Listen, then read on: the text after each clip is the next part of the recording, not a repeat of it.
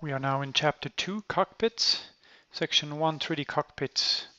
First we want to check against the real panel, compare instrumentation and button layout to real machine, also compare warning lights, etc. So let's get a bit closer here. The virtual cockpit of the Dodosim is honestly truly amazing. It feels like you're sitting in the real machine. Every single button that it's necessary and even beyond what's necessary to learn to start the engine, and everything is there. Everything is clickable. It sounds the right way. It does the right sounds. Every button is there. As soon as you get the battery on, you have the correct lights. You have the caution light. You have the mute button. You have the gyros, windings up, everything. It feels so real. With the 3D glasses on, with the Oculus on, and a good headset, you really feel like you would be sitting in the real machine, or at least almost, of course, not quite like you would be sitting in the real machine for sure. But I mean, everything is so close to the real thing and the real feeling. The cockpit layout, everything is so well done. I don't think I've seen many other simulator add-on cockpits looking so good and so close to the real thing. Button features and animation I just talked about. Button functionality, everything is clickable, everything is doable.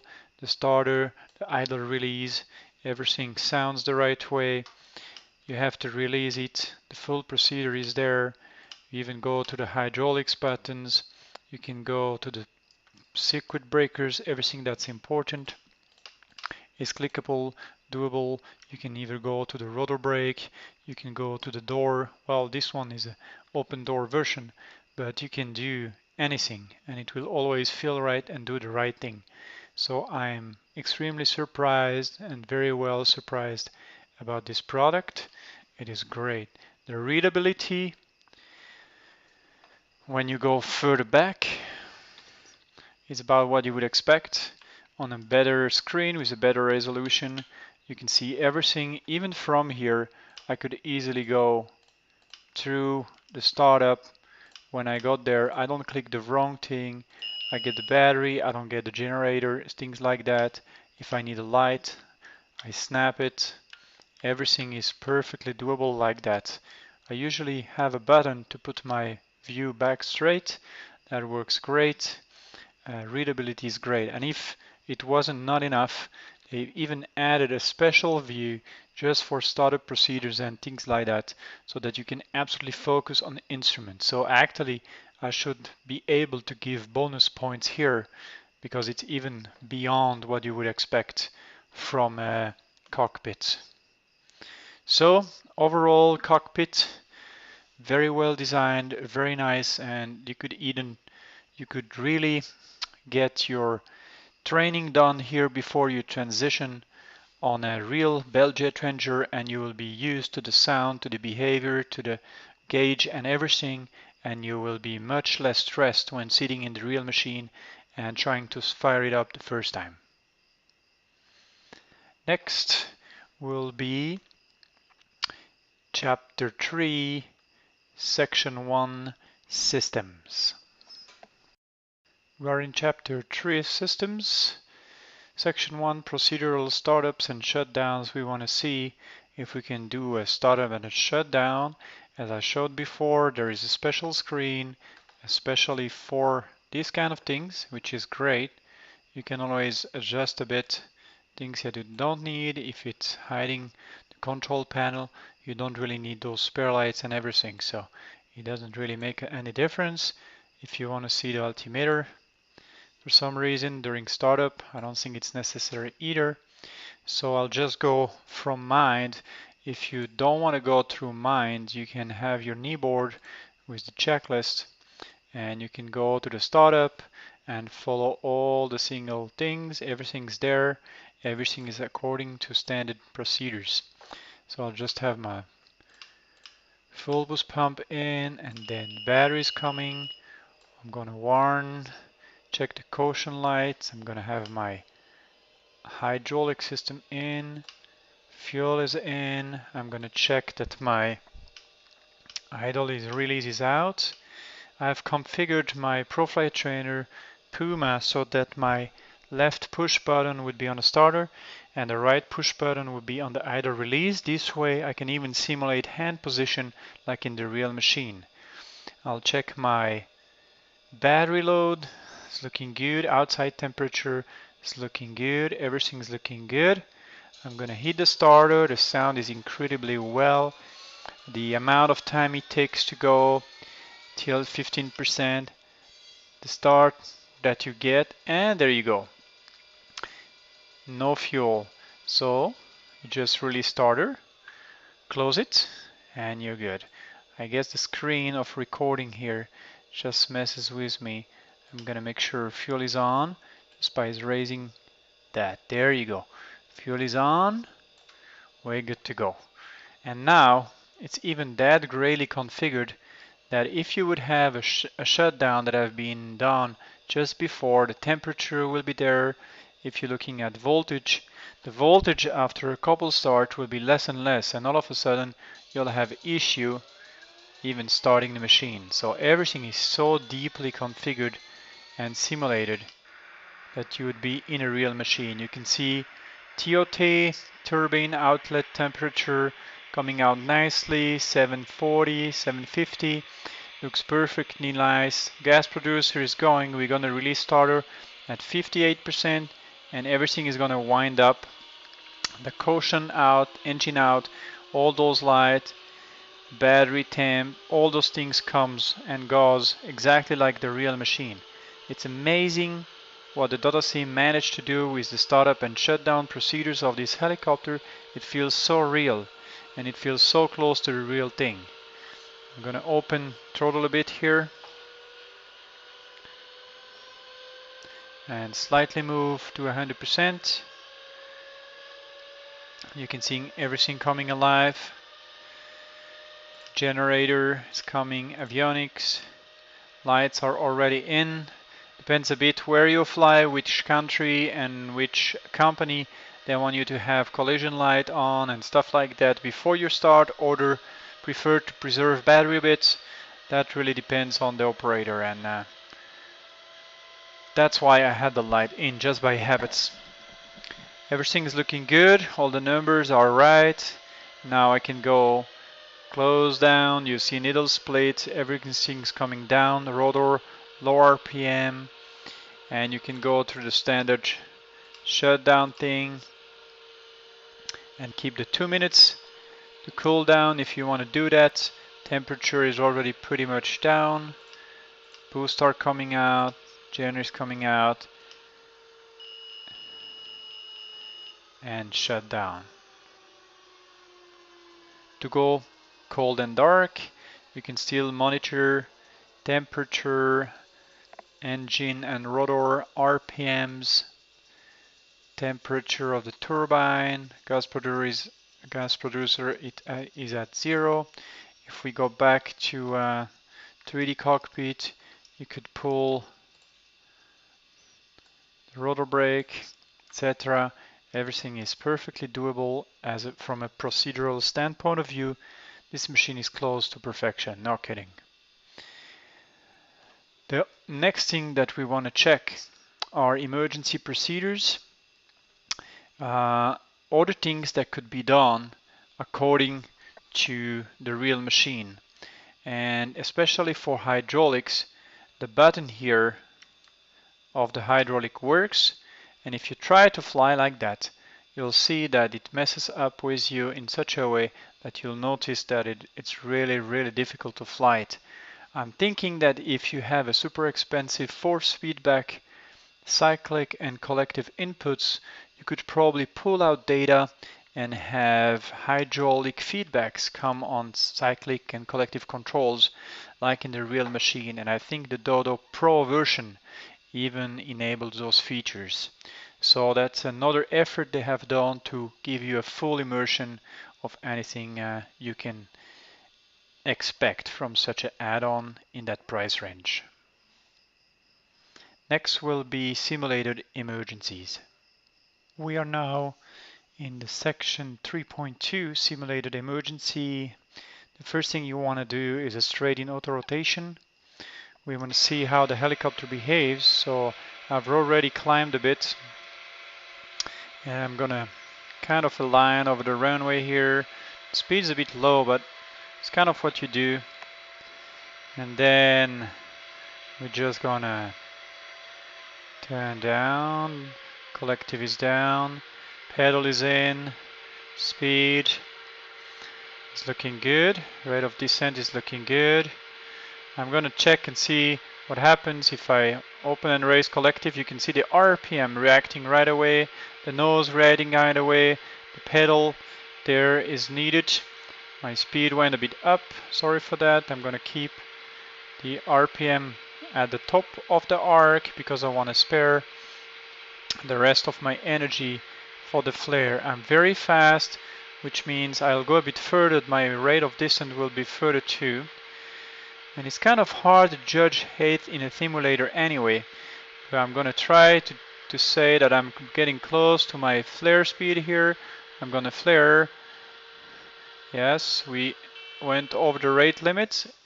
And the flare didn't give me much rest. It's interesting because my rotor RPM was pretty much at the top, especially true for the Jet Ranger. There's a lot of inertia spared in the heavy rotor blade, and actually the way it flared now, it kind of let me through, and the RPM loss was a bit fast. I'm under the impression that during flare I should have been able to recover much better than that. But everything else, the nose going to the left, the need for pedal correction, the RPM fluctuation with the collective entries, the way the helicopter turns and everything looked really great to me. The only weak point, I would say, is the flare and touchdown. There was no much inertia left, and that's why I kind of fall out of the sky. I'm going to do another one, but I will skip the startup just for the sake of saving time in the video.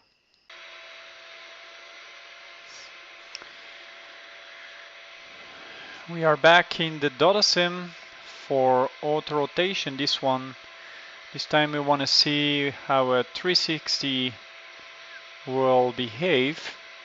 For that perspective, I've climbed quite a bit over the field, and I've also zoomed in a bit, which will make it a bit tougher on the last portion of the flight, but this way we can monitor instrumentation a bit better. What we want to see during the 360 is how RPM is going to be affected by the airflow in the turn that is really different to what we normally see. So I'm going to go ahead here. I closed collective. RPM is coming, so I have to pull collective a bit. The speed is still pretty high. I'm going to pull back a bit here just to get the speed a bit further back. And now I'm going to start a turn. I just want to see how speed, rate of descent and everything is performing. And you can see the rate of descent is getting much lower. The speed is pretty stable. My RPM started to raise, which is pretty normal for this kind of situation. I could go to a higher bank. A bit of a higher bank makes the helicopter quite hard to control, and I'm already arriving over my field, so my rate of descent was a bit high here compared to the real thing. I'm just gonna go and make a not so nice last portion of the flight. I'm flattening out, flaring, and collective is coming in. And again, same issue. I had the collective all the way up and I still had some little forward speed. I'm under the impression that I still had enough inertia to slow it down and to properly flare and actually land the machine. So the last portion of the autorotation, the flare, and the touching down is not as you would expect in a normal machine, especially with a jet ranger, heavy blades.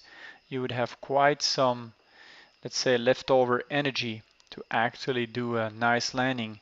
In some auto-rotation training that I've did, we could even actually land a helicopter and then pull it back up and move a meter or two just with the inertia that was left in the rotor blade, even if the RPM were below 100%, maybe 90% or even less. So that part is probably a limitation due to Flight Simulator, and I believe Dodosim tried their best, but that was probably a hurdle that was impossible to break. Next, we're going to look at hover auto rotation.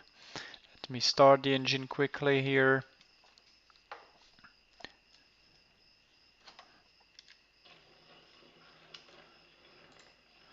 For some reason, every time I start in cold and dark, there is this RPM exceeded.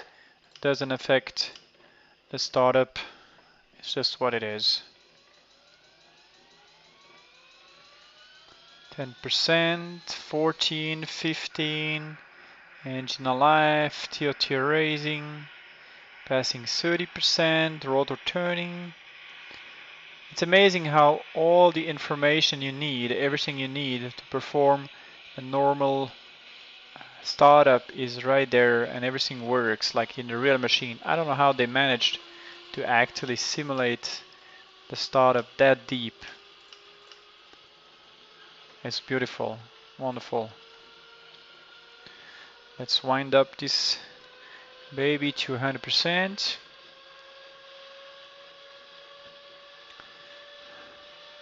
And then we're gonna go down a bit so that we see better. This place here is not perfectly flat, so it's not the best place to actually do hover auto rotation, but we can still try and see what happens. So again, the Jet Ranger tends to be a machine that has a lot of inertia, gives you some time. You don't have to pull down corrective right away. You can just let it sink and then use whatever you're left to go. So I think we're about good from the height perspective. I want to see a nose tendency, a lateral tendency, and I want to see enough inertia to put it down nicely. 3, 2, 1, closing. Nose tendency is there. Nose tendency is there. Lateral tendency was there. But again, same problem. Once I lose a little bit of RPM, the aircraft just fall out of the sky. They will not go like that in a Jet Ranger, in a much smaller helicopter, light blade and so, like the 22. Even in the 22, you would have sometimes to react, especially if you're that close to the ground. So great, but the hover auto rotation is not really doable like that. It's a pity because the nose tendency and the lateral tendency are really well simulated. Next, we will look at the blocked pedal, and that's going to be section 323. We're now in the blocked pedal emergencies. We want to see how the helicopter behaves if the pedal becomes blocked. We're going to first start with the easier one, which is the power pedal that is blocked. Now my power pedal is blocked, so the nose is too far to the left, and every time I will accelerate, aerodynamically I will be helped by the wind going left and right on my fuselage and putting the helicopter straight. Now if I lower collective, my nose is gonna go pretty much straight. If I decelerate and see what speed I can still keep it straight, you can see that even below 40 knots it's already becoming quite difficult, so I'm just gonna go nose down and then apply collective, It will help me to go back right with the nose and then get back on speed and get back almost to a forward and straight flight. So you can see this one is actually more difficult. I'm sorry, I apologize. I'm going to do the easy one. I'm used to the A star. There goes the other side. So I'm going to do the other pedal the other side way. But it's nice to see that you can recover from that situation just by requesting more collective, and then you can see the nose going back to a more or less straight situation. Let's do the other side.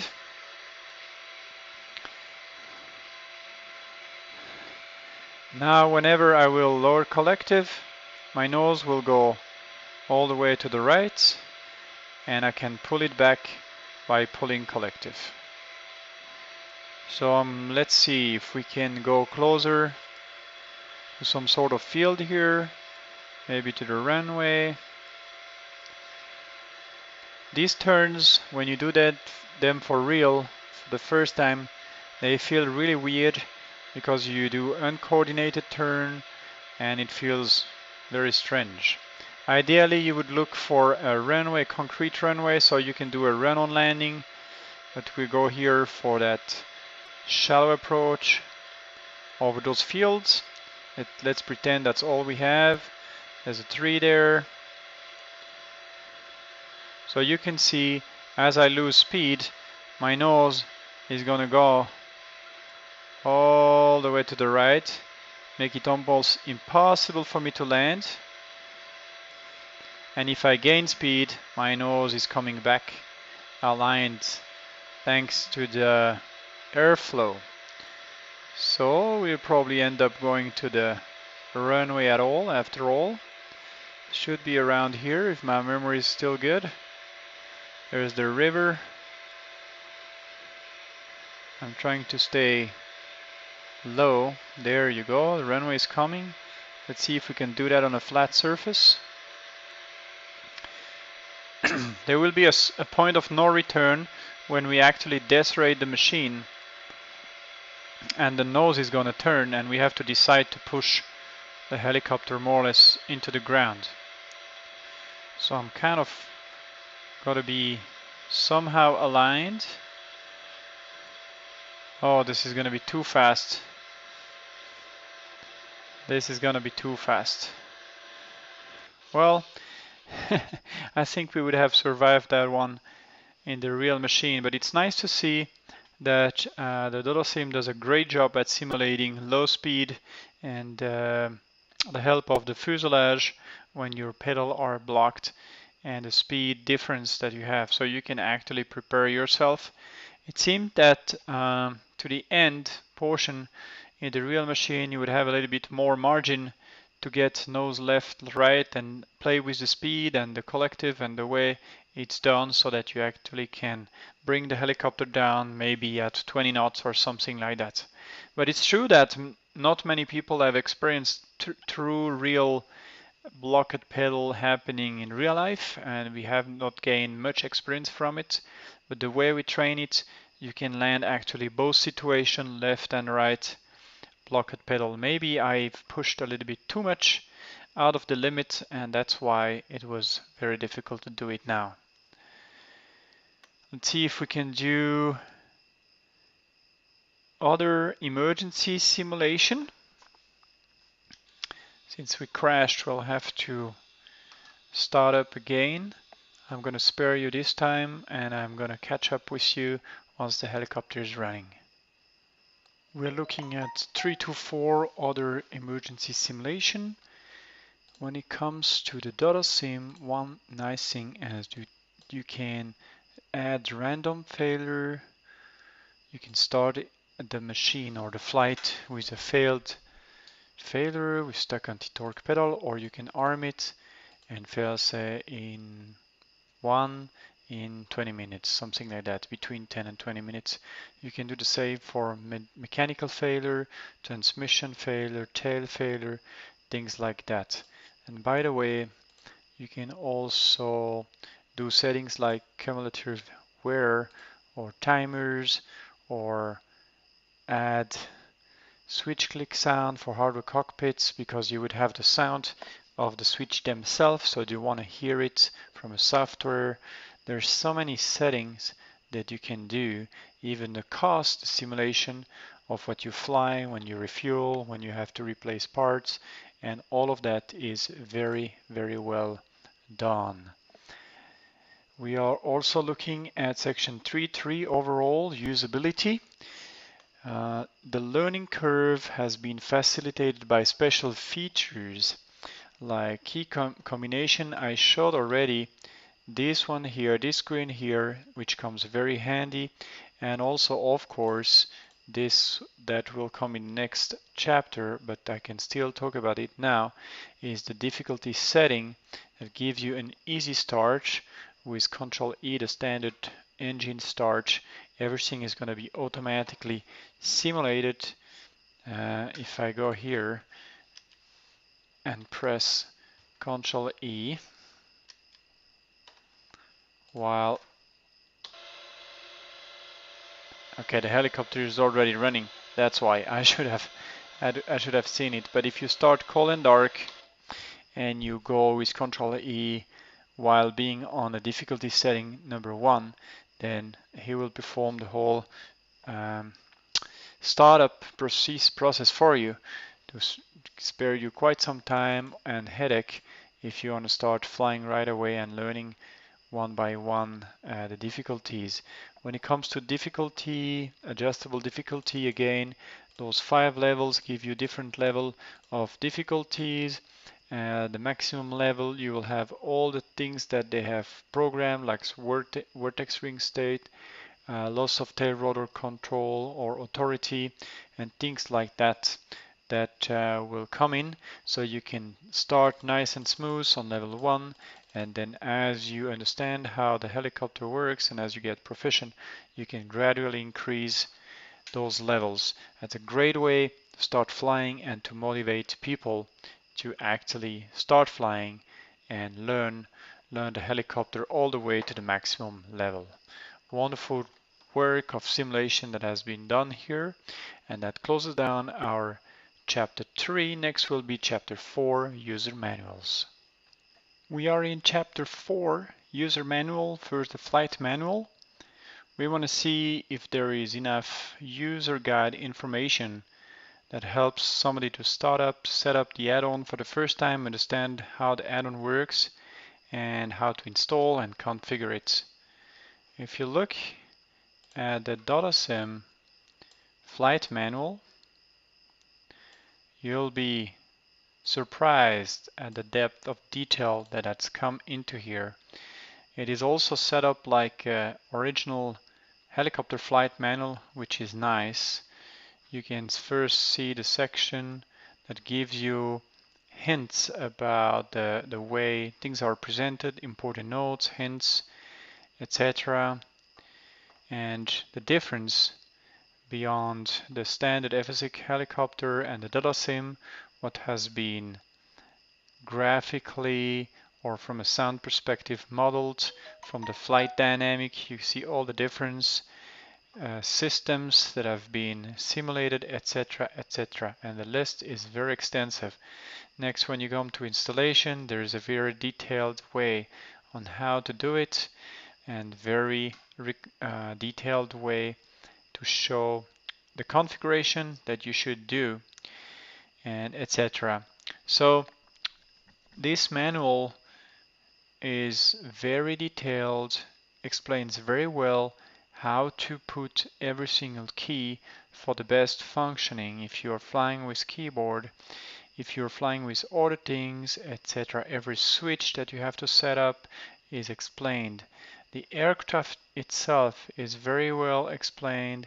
There's a lot of historical information about the setup, the aircraft designs that you have that you can select from, with the floats, utility configuration, etc., etc. When it comes even to the cockpit, most instrument, the layouts, everything that you're looking at is well explained. So if you go through the checklist, you actually understand very well which button they're talking about Again, the overhead panel with the difficulty setting, every button, everything is explained very well. And it's great to see that there is actually a helicopter add-on for FSX with this depth in detail. Probably one of the best manual that I've seen coming for a retail simulator. And we haven't even covered half the manual. If you go further down, you see even more information about each things that I have simulated, like the cost, how to use it, the failures, how to use it. Everything is covered. Every button, every function they have is covered in that manual, and it's a proud 84 page. I would highly recommend to read all of it, and that will give you a huge advantage when you actually start flying and you understand the systems fully. They even recommend some of the book, Principle of Helicopter Flight. That's one of the most known book that you read when you actually pass your license. So that's worth reading, things like that. All in all, when it comes to user manual, the Dodosim certainly doesn't lack in those aspects. The settings are very well explained. Everything is as you would expect. This closes our chapter 4. Next will be chapter 5, others.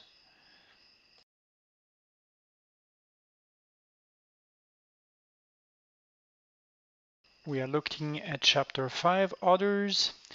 Those points can be attributed on a personal judgment without special guidance.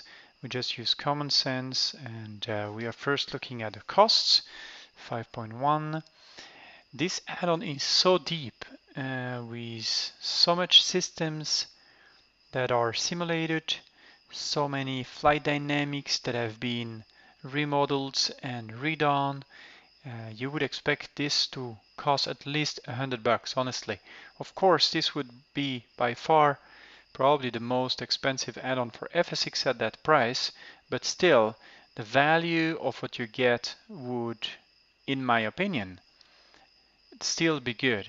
And you can find it at the time of testing. The add-on costs roughly 40 to 50 bucks, depends on the market and on the tax that you pay. That's about what you pay. So this is an excellent price quality ratio, and we can highly recommend it to that price.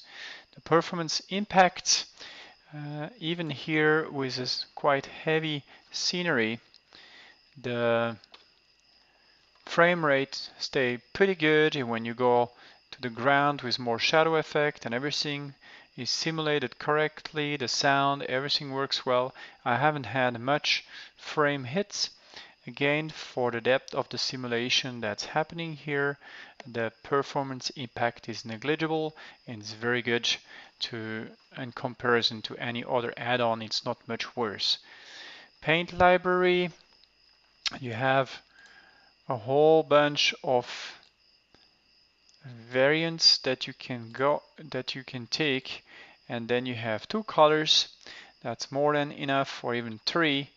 Sorry, 3 colors, 3 different things that you can use.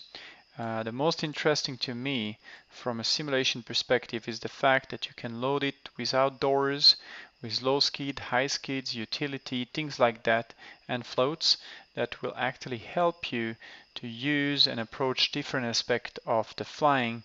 Having no doors is especially great when you go for confined area, or if you fly with the Oculus, and you can see so much better and lean out with your head and check your vertical load if you're doing some vertical referencing work, or again if you're going into a confined area, difficult and tight landing spot, you can check your position, the skid position, and everything is great that way. The checklists are very well implemented. If you look at the checklist here, everything is correctly written. There's a lot of hints, a lot of help. It's not too much, not too little. Again, there is more information and accurate checklist references in the pilot guide or flight manual. Everything is well documented, nothing missing here. External views are basically the standard views that you get from FSX. Nothing special to say. Everything is doable and everything can be set up the way you prefer to have it, so there is no issue with view. The sound, they have recorded many original sound. I talked already about the button sound, the startup sound, the generator sound, the gyro sound, the fuel pump sound, and so many other sound. The flapping sounds great when you do high turns, high bank turns, things like that. The sound is great, brings a lot of good memory back when I was flying the Jet Ranger. Graphic effects, I was talking about the way you can look at it from the outside. Actually, I've noticed that depend on the wind condition that you have during startup, it will affect the way the engine is started. And the reason is you will have a lot of airflow coming from the exhaust. And this, even that is simulated in this add-on. That shows the amount of simulation work that they've put, the amount of effort that I've put into that add-on. So nice effects of the engine burning if you have an accident or if you hot start the machine. All those things have been considered and put into the add-on. Special features, I talked already about all the settings that you can have for cost control. You can reroll the helicopter, so to reset all the counting, you can service the helicopter. You can display statistics, what you've done, what you've flown so far, how much dollar you've spent since last serviced, and all those things are great. You see the version here is Service Pack 2, build 1054. That's the last update I found. Overall, a great degree of accuracy and the best Jet Ranger that I've flown on FSX by far. We are looking at the detailed results of the accuracy flight test for the Dodosim 206 for FSX Team Edition. Flight dynamics are incredible. I mean, the only point that is really not as accurate as the real machine is the whole reaction in flare. When RPM gets a bit lower, the helicopter wouldn't fall out of the sky in a normal helicopter, but maybe that is a FSX limitation that the Dodosim team hasn't been able to correct. So they lose some point on the RPM reaction in flare, and then for the same reason, if you look at the systems, Autorotation and hover Autorotation, they have a little bit of point lost here in the simulated emergency. But beside that, the whole flight dynamics, everything is really very well modeled. If you look in the cockpit, the way the cockpit looks, the buttons, the readability, the systems, procedural system for startup and shutdowns, and everything else is great. Flight manual is probably one of the best flight manual I've seen for FSX add-on, but maybe I've not tested all the best one. I'll see later on while doing this series, I'll probably come across other very good one, but this certainly gives all the necessary information to get started and set up, and is very detailed. The cost, the performance impact, paint library, all the other category is great. There's not much else to say that this is a fantastic add-on. We are now looking at the quick overview of the results. Maximum point mark is 1000 points. The flight dynamics take about half of the points because this is our emphasis, our focus. If you want to learn to fly, the flight dynamics in the simulator should be really close to the real thing. 480 points out of 525. The only place where the Dodo again loses points is RPM management, and then in simulated emergency during auto-rotation, flare and touchdown, and hover auto-rotation, unfortunately quite mismanagement of RPM or energy there. the helicopter crashes into the ground and you should still be able to somehow hover with a little descent and then touch down smoothly. And the systems, not much to say. Cockpit and user manual have a perfect score. Even the category others come very close to a perfect score, just losing 1 point on the performance aspect. Overall, 924, probably the score to beat right now for any FSX add-on. I'm very eager to see how this will compare to other simulator platforms like X-Plane 10 with Dreamfoil add-ons and other very good add-ons.